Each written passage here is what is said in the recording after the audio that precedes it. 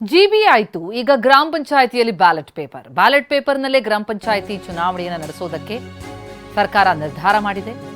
Ballot ಪೇಪರ್ನಲ್ಲೇ ಚುನಾವಣೆ ನಡೆಸುವಂತಹ ನಿರ್ಧಾರಕ್ಕೆ ಬಂದಿದ್ದು ಬ್ಯಾಲೆಟ್ ಪೇಪರ್ ಬಳಕೆಗೆ ವಿಧೇಯಕಕ್ಕೆ ತಿದ್ದುಪಡಿ.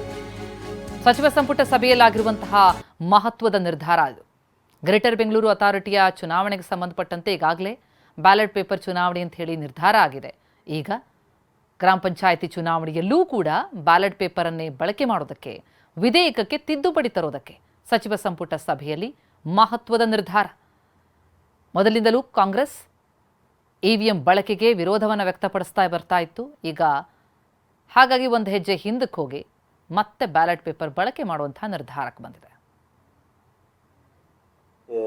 ಗ್ರಾಮೀಣಾಭಿವೃದ್ಧಿ ಮತ್ತು ಪಂಚಾಯತ್ ರಾಜ್ ಇಲಾಖೆ ಕರ್ನಾಟಕ ಗ್ರಾಮ ಸ್ವರಾಜ್ ಮತ್ತು ಪಂಚಾಯತ್ ರಾಜ್ ವಿಧೇಯಕ 2026ಕ್ಕೆ ಅನುಮೋದನೆ ನೀಡಿದೆ. ಇದೇನು ಅಂದರೆ ಈಗೇನು ಚುನಾವಣೆಗಳನ್ನು ಮಾಡ್ತಾ ಇದ್ದೀವಿ, ಆ ಚುನಾವಣೆಗಳಲ್ಲಿ ಮತಪೆಟ್ಟಿಗೆ, ಮತಪತ್ರ ಇವನ್ನ ಕೆಲವು ಕಡೆ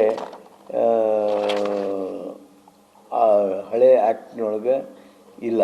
ಅದಕ್ಕೆ ಆ ಆ್ಯಕ್ಟನ್ನು ಹೆಚ್ಚು ಸಮರ್ಪಕಗೊಳಿಸೋದು ಅಂದರೆ today we are going for ballot box. ಎಲ್ಲೆಲ್ಲಿ ಅದು ಅಗತ್ಯ ಬೀಳ್ತದೆ ಅವುಗಳನ್ನು ತಿದ್ದುಪಡಿ ಮಾಡೋದು. ಎಸ್.